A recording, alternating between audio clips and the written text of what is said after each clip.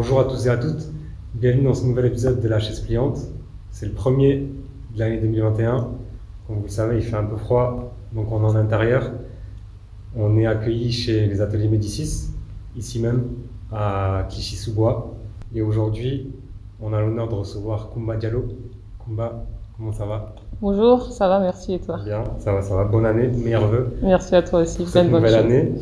On va commencer directement sur la première question. Raconte-nous un peu ton parcours. Tu es une star internationale pour moi, sportive de haut niveau dans le rugby. Qu'est-ce qui t'a donné envie de faire du rugby et raconte-nous un peu ton parcours. D'accord, alors moi, mon parcours, bon, je vais essayer de faire un peu bref parce qu'il est très long. Depuis toute petite, j'ai toujours aimé le sport, toujours. Et quand j'étais petite, je me suis dit, il faut qu'un jour, je sois en équipe de France. Que ça soit le ping-pong, le hand, le foot, n'importe, je voulais absolument être en équipe de France et porter ce maillot bleu. Donc, du coup, après, moi, comment j'ai intégré le rugby? J'étais en fac de sport, en fait, en STAPS. Ok, Et t'as le rugby, c'est une matière obligatoire. ok. Donc, du coup, je suis allée à la matière et tout, du rugby et tout, chelou. Bref. J'ai commencé le premier cours. Le prof il m'a dit Koumba, franchement, t'es grande, ça va, t'as du gabarit, je te vois bien faire du rugby. Je dis non, mais moi, jamais de la vie, je fais de l'athlétisme. Je fais de l'athlétisme à Clichy-sous-Bois, en fait, avant. Ok. Je dis non, jamais. Donc, du coup, pendant 2-3 mois, il courait un peu derrière moi. Et un jour, j'ai testé. Je suis allée au rugby et j'ai kiffé. J'ai kiffé, j'ai aimé l'ambiance, la solidarité, les entraînements, comment c'était. Et voilà, depuis, j'y suis et j'ai pas lâché.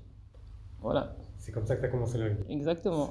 À la fac de sport. À la À fac de 19 sport. ans, j'ai commencé le rugby. Ah, C'est mais là que j'ai découvert un peu le truc. c'est une belle façon aussi de commencer. Et tu as commencé ensuite, euh, entre guillemets, en club à l'AC Bobigny 93. Ouais. En gros, j'ai commencé à faire mes premiers matchs en université, Ok, à Paris 13 en fait. Et après, ouais, j'ai commencé à l'AC Bobigny 93. ok, d'accord. Ouais. Et ensuite, donc, tu es passé au Stade Bordelais. Là, c'est vraiment un. Tu as passé un cap. Non, en gros, le Stade Bordelais, j'étais très bien à Bobigny, très bien. Ok, Le Stade Bordelais, en fait, je suis partie pour mes études. ok aussi. Voilà, en gros, je suis rentrée en école d'ergothérapeute. Donc, du coup, j'avais fait une demande à Paris et à Bordeaux. Et Bordeaux m'a choisi. Donc, du coup, je suis partie 1 an à Bordeaux faire un peu mes études. Et ensuite, je suis revenue à Paris les finir. Ok, Voilà. d'accord. Et donc, toi, tu es originaire de Clichy-sous-Bois. Donc, tu as joué à l'AC Bobigny 93, comme on l'a dit, au Stade Bordelais, puis ensuite au Stade Français. Ouais. Paris, on pourra en parler un peu après, mais on va essayer de revenir un peu aussi sur tes origines à Clichy-sous-Bois. Tu es originaire de la Forestière. C'est un quartier, une cité qui est emblématique à Clichy-sous-Bois. Quand on parle de Clichy-sous-Bois, la Forestière revient souvent quand même. Non seulement c'est connu, mais ça a été aussi le cadre de plusieurs tournages dans le monde du cinéma, mais aussi au niveau artistique pour des rappeurs locaux connus nationalement. Clichy-sous-Bois m'enfermé, c'est là où la patate va partir. Les bonhommes, ils ont dû attacher les portes, on les a troués, on se tire. Hey, on met des vies d'ordures. Nos halls sont plus sales que vos vies d'ordures. Ne parle pas, espèce d'ordure. C'est l'Holocauste qui rappe et toi retourne aux ordures. Cette cité, elle a été détruite, les immeubles ont été détruits et il y a eu une rénovation urbaine, des nouvelles constructions d'immeubles. C'est quoi tes souvenirs sur ce quartier et qu'est-ce que ça représentait pour toi? Donc, du coup, moi, ouais, j'ai grandi, j'ai fait peut-être 15 ans à la Forestière. Après, quand j'y étais là-bas, pour moi, je n'avais pas forcément conscience que c'était vraiment un grand quartier, c'était vraiment emblématique, où il y avait énormément de répercussions dessus. Après, en termes de souvenirs plutôt, bah, plein de souvenirs. La Forestière, c'est vraiment une famille, entraide. On était un peu dans notre bulle entre nous, et voilà, ça te forge vraiment par la suite. Et je pense où j'ai grandi, ça m'a permis un peu d'être ce que je suis maintenant, en fait. Donc, ouais, c'est vraiment une famille. J'ai plein de souvenirs. C'est là où j'ai grandi, c'est là où j'ai connu toutes mes amies d'enfance. Voilà, c'est un très bon souvenir. Après, voilà, comme on dit, les conditions en termes d'immeubles, infrastructure, voilà, c'était un peu dégradé. Tu n'avais pas d'ascenseur depuis 10 ans, tu montais 16 étages pour rentrer chez toi. Après, je sais que quand on nous a dit que ça allait être rénové, on était contents. Ouais, on aurait des nouveaux bâtiments, patati patata. Du coup, petit à petit, il y avait des habitants un peu qui étaient relogés. Mais au final, à la fin, on s'est dit, ça va quand même nous manquer la Forestière. Franchement, moi, je me rappelle quand on a été relogés, j'étais à Bordeaux. Et je me suis dit, oh là là, je ne serai pas là pour voir le dernier bâtiment, mon dernier séjour à la Forestière. C'est vraiment un truc qui nous a marqué. J'étais un peu déçue qu'on détruise la Forestière quand même. Alors que franchement, les conditions étaient un peu voilà, dégradées, déplorables. Mais en termes de vie, humainement, c'était vraiment quelque chose d'extraordinaire. Et je pense que quand tu dis à quelqu'un la Forestière, tant que tu n'as pas habité là-bas, tu ne peux pas savoir ce que c'est. Tant que tu n'as pas vécu tes années là-bas, tu ne peux pas savoir ce que c'est la Forestière. C'est vraiment quelque chose voilà, d'énorme, d'extraordinaire. Pour moi, c'est vraiment un lieu qui m'a forgé par la suite. Parce que tu vois, cette mer, c'est devenu notre fierté, cousin. C'est devenu une fierté parce que nous, on peut dire en France, vraiment, cousin, dans la France, on est vraiment... On fait partie des villes qui vivent vraiment, tu vois, c'est vraiment le ghetto, c'est vraiment la merde, cousin. Nous, ce qu'on vit, personne ne peut le vivre, cousin. Et un mec qui s'en sort d'ici, cousin, il vaut 100 000 fois le meilleur ingénieur ou le meilleur, je sais pas quoi que tu peux trouver. Ici, t'as des agents secrets, cousin. Lui, tu le mets là, il a jamais fait d'études de maçonnerie, mais tu vas mettre chez maçon, il va te construire un palais. Lui, cousin, il connaît rien aux ordinateurs, mais tu vas le mettre, il va sortir une 30 tchatch que tu vas croire que c'est lui qui a inventé les microsystèmes de Bill Gates. Eh ouais, ici, avec des ninjas, cousin. Il y a que ça. Pourquoi? Parce qu'on a la mentalité. Nous, on sait que la vie, elle est sale, cousin. Elle est dure. On sait direct qu'il n'y a pas de cadeau pour nous, cousin. Dès que tu sors d'ici, on veut t'empêcher de sortir. Forger, ouais, t'en gardes, de très, comme très tu as dit, beaux malgré les difficultés qu'il pouvait y avoir, t'en gardes un bon souvenir. Ouais, c'est ça, c'est limite. On a une attache, en fait, au quartier, c'est sentimental. Et par rapport aux solidarités et par rapport aux personnes. C'est comme des membres un peu de ma famille. J'avais des voisins, on était le palier 5e étage, bâtiment 15. Voilà, des voisins, c'était la famille. Tu toquais à gauche, tu rentrais, tu allais à droite, tu rentrais. C'est vraiment la famille. Je vois exactement la même ambiance. Ça échangeait les assiettes. Ça échangeait tout. Tu allais manger là-bas, tu restais jusqu'à 23h, tu dormais là-bas. Il n'y a pas de babysitting chez nous. Non, il n'y a pas. Tiens. T'es là-bas, t'es là-bas. Non, c'est vraiment la famille, j'en garde de très très très très bons souvenirs. C'est ça en fait, c'est ça qui est... Et justement en fait, quand il y a des rénovations parfois, on pense pas forcément à cet aspect-là. On se dit bon ben cette famille elle va aller là-bas, cette famille elle va aller là-bas, mais en fait finalement c'est presque de dispatcher comme ça des gens. Non, c'est vraiment un petit coup de massif que tu dis la famille elle va être là, toi tu vas être là, et alors qu'avant tu étais tout le temps l'un sur l'autre, et là c'est quand même un peu bizarre de ne plus être ensemble. C'est ça. Ouais. Je comprends totalement. Et puis ensuite, il y a ce truc-là aussi, quand les bâtiments sont détruits. Moi, je me souviens, il y a plusieurs personnes qui m'ont raconté ça, que ce soit à Clichy-sous-Bois, que ce soit Montfermeil, ou même d'autres quartiers cités en Île-de-France. Il y a vraiment ce côté-là, en fait, de voir un bâtiment qui est détruit, en fait, mais c'est pas juste de la pierre, c'est carrément une histoire, en fait. T'as plein de souvenirs T'as l'impression que tu as plein de souvenirs qui s'effacent, et limite, tu as peur de les oublier, étant donné que le bâtiment est détruit. C'est plein de souvenirs très très très plaisants qui partent matériellement, mais voilà. Voilà, ça reste des souvenirs. Mais c'est ça en fait, c'est que ces bâtiments-là finalement c'était des patrimoines de la ville pour les habitants et les habitantes en termes d'histoire. Et c'est pour ça d'ailleurs je me souviens qu'il y avait eu ce débat-là à Montfermeil et à Clichy-sous-Bois, de personnes en fait qui voulaient faire de certaines tours en fait limite un musée pour raconter la vie des habitants et des habitantes de la ville. Et je sais que par certaines personnes ça n'a pas été compris, mais moi je vois exactement ce qu'ils veulent dire en fait. C'est ça en fait, c'était la vie dans le quartier, mais c'était plus que ça, c'était les relations, les familles, etc. Et finalement en fait quand ces bâtiments partent, quelque part, même si comme tu as dit c'est que du matériel, ça part aussi. Et justement, toi c'est quoi ton regard sur ces rénovations-là? Comment tu les as vues? Comment tu les as vécues par rapport à ta famille? Alors moi, par rapport à ma famille, très très bien, parce que voilà, on est passé du bâtiment 15, 5e étage sans ascenseur à un petit duplex maison avec jardin, et voilà, en termes de conditions, de bien-être, on est largement mieux où est-ce qu'on est. Il n'y a rien à voir, on est très très bien. Après, comme je te dis, c'est un peu le manque d'être voilà, d'être avec les voisins ou autres, mais là, on est très très bien. La vie nous a très très bien relogés, rien à dire. D'accord, ok. Donc, ouais, toi, tu Oui. vois plutôt positivement Ouais, très très ce positif. genre de rénovation. Et toi, pour revenir un peu au rugby et justement aussi à ton quartier, enfin, je parle déjà de la période de la Forestière jusqu'à aujourd'hui. Comment t'étais perçu comme. Est-ce qu'on dit rugby woman d'ailleurs ou pas? Oui. Comment t'es perçu comme rugby woman à Clichy-sous-Bois? Comment je suis perçue? Alors là, je ne saurais pas te dire, parce que moi, j'ai pas forcément Ouais. confiance de l'impact que j'ai envers les gens.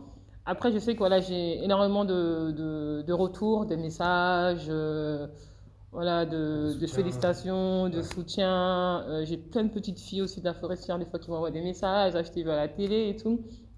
Après, moi, il y a un truc qui m'a marqué aussi, c'est que un jour, j'étais chez moi avec ma mère, tranquille, et il y a toi, les tantines, elles viennent à la maison et tout. Ouais. Elle me dit, oui, ma fille, elle m'a dit qu'elle voulait faire du rugby, etc. Oh. Elle me dit, voilà, à cause de toi, Kumba, ma fille, elle veut faire du rugby. Moi, je la regarde comme ça, tu vois, avec tout le respect que j'ai pour la tantine, Ouais. je dis, c'est vrai.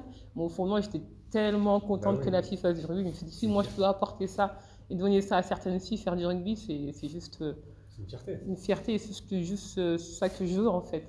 Ouais, c'est ça. Inciter un peu les filles à sortir un peu de leur concon et qu'elles fassent un peu ce qu'elles veulent, en fait. C'est ça en fait, d'une certaine manière en fait, tu es inspirante pour des nouvelles générations de filles qui souhaitent faire du sport et en plus notamment des sports où Mm. il y a cette espèce de, enfin il y a ces préjugés, ces clichés sur ce que c'est que le rugby ou même le foot quand tu es une fille et que ce soit dans un quartier ou autre. Et justement, ça me permet de continuer sur l'interview. Comment toi tu vois le fait d'être une femme dans un sport qui est, par une partie des gens, pas par tout le monde, catégorisé comme un sport d'homme? Comment je me vois? Au début, c'est vrai qu'il y a eu énormément de préjugés. Quand je disais oui, je m'appelle Kumba, je fais du rugby. Ah, du rugby, ça existe du rugby pour les filles? Donc en gros, tu es là, tu te dis ah ouais. Donc ouais, au début, franchement, tu avais énormément de préjugés en disant que voilà, c'est un peu un sport de. Limite, c'est un peu de combat collectif. Et après, c'est vrai que tu n'as pas forcément l'habitude de voir des gens se plaquer dans la rue ou voilà, être dans le contact, etc. Après, etc. Plutôt, tu as énormément de préjugés. Mais au-delà de ça, ça a très très bien évolué. Très très bien évolué. En fait, les gens ont des préjugés parce qu'ils ne connaissent pas. Quand tu connais pas la chose et quand tu connais pas quelqu'un, tu as énormément de préjugés et de pensées. Et nous, depuis voilà, qu'on est un peu plus médiatisé, un peu plus en vue, on a un peu plus d'engouement, ben, les gens nous connaissent et donc du coup, les préjugés petit à petit partent. Et voilà, je pense qu'au fil du temps, ça sera normal, entre parenthèses, qu'une Ouais. fille fasse du rugby. Ouais. Et c'est ça, en plus, toi, parce que tu disais justement était pertinent, c'est que tu as vu cette évolution-là à travers les années. Ta première sélection en équipe de France, tu peux nous en parler un peu? Ouais, donc du coup, ma première sélection, c'était en 2012 contre l'Écosse. Je me rappelle toute ma vie. Tu sais pourquoi? Vas-y. On me dit oui, Kumba, voilà, première sélection, premier match et tout. Moi, je suis dans les vestiaires, je me prépare au calme. Je me dis, ah ouais, il faut chanter la Marseillaise. Mais je la connaissais pas. J'avais trop honte. Et du coup, j'étais là, je fais de la capella, tu vois, quand tu bouges un peu les lèvres, je me dis, c'est filmé et tout. Ah. Donc, du coup, ma première sélection, je m'en souviendrai toute ma vie. Elle t'a marqué par Elle m'a rapport marqué par rapport à ça. Je me dis, par non, mais rapport à ça? t'es là, mais tu connais pas la Marseillaise, mais c'est la honte. Et du coup, le lendemain, je l'ai appris par cœur, mais à gogo, mais voilà. Après, il y avait un rugbyman qui avait dit ça, son nom m'échappe. Il avait dit en fait que la Marseillaise c'était un choix aussi, qu'on avait le droit de la chanter, De chanter ou pas, ouais. de ne pas la chanter. Et je sais qu'il y avait des rugbymen de l'équipe de France, donc, du coup masculine, qui avaient dit qu'ils n'avaient pas envie de la chanter. Et Ah non, moi ça posait pas de problème. c'était tellement une fierté d'y être, Oui. tellement content que je voulais absolument la chanter. Je me suis dit, ah, je la connais pas, tu as chanté quoi toi? Et du coup, après ça, tu l'as voilà. appris. Après, je l'ai Et appris. après, tu as pu la chanter Voilà. tranquillement. Donc, ouais, ta première sélection, c'est avec l'Écosse. Aujourd'hui, on peut dire en fait qu'avec les années, tu es un peu une joueuse cadre de l'équipe nationale de rugby, enfin de l'équipe française de rugby féminine. Donc ouais, ça. Tu as une longue expérience quand même dans ce sport-là et tu disais que tu as vu l'évolution entre le sport féminin et le sport masculin. C'est quoi ton avis là-dessus? Ouais, moi j'ai vu l'évolution parce que, comme tu dis, j'ai commencé en 2012. Et là, on est en 2020, donc ça fait très très longtemps que j'y suis. 2021. 2021. Pardon, on est au mois de janvier. Et moi je me rappelle très bien parce qu'à mes débuts, voilà, en termes de moyens, c'était très très très limité. Comme je t'ai dit, on avait, en termes de spectateurs, on avait 100 personnes qui venaient nous voir. Tu avais 4-3 pèlerins par-ci par-là qui, ouais, l'équipe de France! Et là, quand tu regardes aujourd'hui, on fait aller des stades avec peut-être 20 000 personnes et tu dis, voilà, c'est vraiment une grande, grande, grande évolution. Et après, cette évolution, elle part de 2014, exactement, où tu as eu la Coupe du Monde de rugby en France. C'était au mois d'août, où il n'y avait pas forcément de grandes compétitions majeures. Du coup, les Français nous ont suivis. Et c'est là qu'est un peu parti c'est là qu'est parti un peu l'engouement, etc. Et tout ce qui est ensuite, quoi. Et c'est là que les gens nous ont découvert, ah, en fait, le rugby féminin, c'est bien, t'es plus dans l'évitement, t'as moins de contact, t'as moins de jeu au pied. Stratégie. Voilà, ça joue un peu beaucoup. Donc, du coup, c'est là que les personnes plutôt nous ont appris à nous connaître. C'est ça. On commence à vous soutenir et puis par la suite, ça. Après, voilà, le chemin a suivi. Quoi. Voilà, quasiment tous les matchs sont télévisés. La fédération aussi française de rugby depuis a mis en place des contrats fédéraux. Moi, depuis 2-3 ans, j'y suis. Voilà, en termes de moyens, infrastructures, franchement, ça n'a rien à voir et ça a très très bien évolué. Tant mieux, franchement, tant mieux parce que effectivement, ça partait de loin et aujourd'hui, le sport féminin, enfin, que ce soit le foot ou le rugby, non seulement c'est normal en fait, je pense que qui est aussi l'engouement. Pourquoi il serait pour l'équipe de foot masculine, l'équipe de rugby masculine et pas pour les femmes. Moi je trouve ça intéressant et même j'ai même commencé à regarder et du coup je me suis aussi informé parce que 2021 c'est une année fatidique. Ouais, c'est l'année de la Coupe du Monde. Exactement, du coup on a la Coupe du Monde là qui arrive très très très rapidement comme je te dis. Étant donné que le rugby féminin a beaucoup évolué, maintenant les équipes s'équivaut un peu, donc du coup on a intérêt à être prête. On a intérêt à être prête si on veut faire quelque chose de très bien. Après voilà, moi j'ai confiance en groupe, on bosse dur et hâte d'être à cette Coupe du Monde pour défier un peu toutes ces nations, quoi. Nous en tout cas on va suivre, surtout qu'en plus vous êtes tombé dans un groupe. Je crois que c'est limite le groupe de la mort en fait. Vous avez l'Angleterre qui est favorite. Les Fidji tenant en titre? Non. C'était qui la Nouvelle-Zélande. La Nouvelle-Zélande, pardon. Les Fidji et l'Afrique du Sud. Ouais.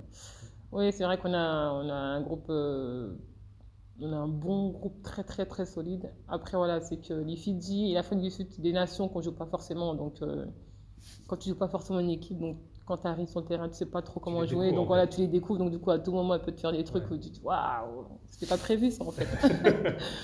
Après, voilà, tu as l'Angleterre où on se rencontre très très souvent. Et je pense qu'on a que le gros match, la tête d'affiche un peu du groupe, c'est France-Angleterre. Et je vous conseille de le regarder, c'est un beau match. Nous, en tout cas, on suivra et on vous soutiendra sur cette Coupe du Monde. De toute façon, on partagera en plus les informations là-dessus. J'ai envie de te poser une dernière question, parce que là, on parle un peu de l'année 2021. Comme je disais tout à l'heure, tu es une joueuse cadre de l'équipe. Mine de rien, tu as quand même déjà une carrière importante dans le sport de haut niveau et dans le rugby. Comment tu vois ton avenir, que ce soit dans le monde du rugby ou même globalement professionnellement? Alors, comment je vois mon avenir? Déjà, là, j'ai 2 ans de contrat avec la Fédé. Du coup, là, je suis partie pour 2 ans encore. Après, par la suite, moi, à côté de ça, à côté du rugby, j'étais en école d'ergothérapeute. Okay. Du coup, j'ai mon diplôme, je suis contente, je suis bien. Voilà, dans un premier temps, voilà, pourquoi pas ouvrir un cabinet d'ergothérapeute, sûrement en banlieue, je pense. Je pense qu'on a beaucoup besoin de ça en banlieue. Et après, par la suite, faire un peu de la prévention ou un peu des ateliers dans les banlieues, en fait. Faire découvrir un peu tout ce qui est rugby dans les banlieues, inciter les jeunes filles les jeunes garçons, mais plus les jeunes filles, tu vois. Les garçons, ça va, ils peuvent se débrouiller un peu pour aller dans les clubs, mais voilà. Les filles, elles sont un peu dans leur concon, elles ne savent pas trop aller, trop ce quoi faire, voilà. Peut-être inciter peut-être les jeunes filles à pratiquer un sport et un peu s'épanouir par la suite. D'accord, ok. Peut-être même à Clichy-sous-Bois. Pourquoi pas? Pourquoi pas peut-être ouvrir un club même? Ah, ça serait lourd. Non, mais ouais, mais franchement, oui, pourquoi pas, voilà. Vraiment, parce que le rugby, c'est voilà, dans la région parisienne ou dans le nord un peu, c'est pas trop rugby. Tu vois, dans le sud, Ouais. à 3 ans, tu fais du rugby, à 4 ans, tu as déjà le ballon dans les mains. Nous, c'est à 19 ans, j'ai un ballon dans les mains. Donc voilà, pourquoi pas inciter dès le plus jeune âge à voilà, pratiquer un peu ce sport. Et je pense qu'il y a énormément de, comment dire, de personnes ou de jeunes qui seront intéressés. Et tu as beaucoup de viviers, tu vois, tu as beaucoup de personnes qui peuvent être performantes, je pense, dans le rugby. C'est ça. C'est ça. Bah écoute, on te souhaite le meilleur pour cette année, pour la Coupe du Monde et même pour ton avenir. Je pense qu'on a dit le plus important à dire. Est-ce que tu as un dernier mot peut-être sur tout ça? Ben, un dernier mot, j'ai réfléchi. Non, merci de m'avoir accueilli, merci de m'avoir donné la parole. Voilà, je suis vraiment contente d'être là, d'être ici, de représenter Clichy-sous-Bois, de représenter la Forestière. Je suis vraiment fière, mais très très fière de venir de ce quartier. Voilà, c'est pas facile, voilà, l'enfance n'a pas été forcément comme tous les autres coéquipiers que j'ai. Là, ils ont grandi, c'était déjà bien, cuillère dans la bouche et tout. Voilà, comme on dit, on part un peu de loin et voilà, je suis très très contente de réussir d'être ici de Clichy-sous-Bois. Bah ça nous fait plaisir aussi. Et puis, t'es une fierté pour toutes les classes populaires, pour tous les quartiers. Enfin, je sais pas si toi tu t'en rends compte, mais. Moi, franchement, je me rends pas forcément compte peut-être de l'impact que j'ai ou de. Non, je pense que je me rends franchement, sache-le que tu es une fierté pour Clichy-sous-Bois, pour les quartiers populaires et même pour la France, parce que tu représentes l'équipe nationale. On te souhaite le meilleur pour la Coupe du Monde cette année. Je sais que tu vas commencer ta préparation bientôt. Et puis pour ton avenir aussi sur ce que tu souhaites engager, sur ce que tu souhaites faire et pour la ville de Clichy-sous-Bois et même pour toi au niveau professionnel. C'était un honneur d'avoir aujourd'hui. Moi, c'est toi la star en fait. Là aujourd'hui, c'est ça qu'il faut que tu saches. Donc franchement, je suis super heureux d'avoir pu discuter avec toi. Ouais. On vous remercie d'avoir suivi l'émission aujourd'hui. On espère que cela va vous permettre, peut-être pour ceux qui ne connaissaient pas, de découvrir le rugby féminin, surtout qu'il y a la Coupe du Monde cette année et que les matchs vont passer à la télé. Donc on vous invite à les regarder. En tout cas, je vous remercie encore. C'était la première de l'année de la chaise pliante et déjà ce ne sera pas la dernière. Ciao tout le monde. Ciao.